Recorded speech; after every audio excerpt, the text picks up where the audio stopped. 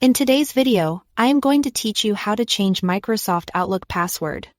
We'll do this directly from Outlook on the web, so start by opening Outlook in your browser and signing into the account you want to update.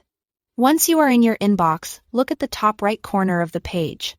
Click your profile photo or initials. Then choose the option labeled Microsoft Account. This opens your Microsoft Account portal in a new tab, which is where all your security and password settings live. On the account page, find the security section on the left side and select it.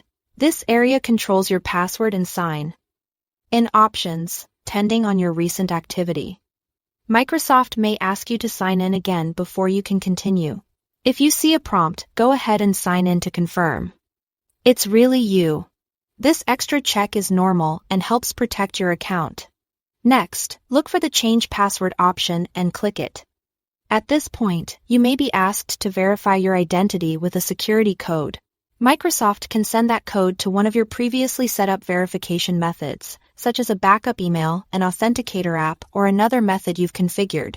Choose the method you have access to, retrieve the code, and enter it to proceed. Now you'll see the fields to update your password.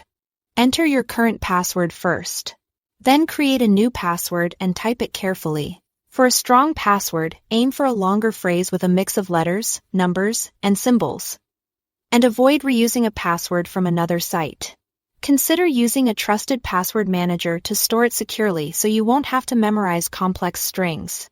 When you are confident everything looks correct, select Save to finalize the change. After you save, your new password takes effect for your Microsoft account across services, not just Outlook. That means you may be asked to sign in again in your browser. You'll also need to update the password in any apps or devices where your account is signed in, such as the Outlook mobile app, the desktop mail app, or other Microsoft services linked to this account. If you get any sync errors, simply enter the new password when prompted. That's all there is to it. Thanks for watching.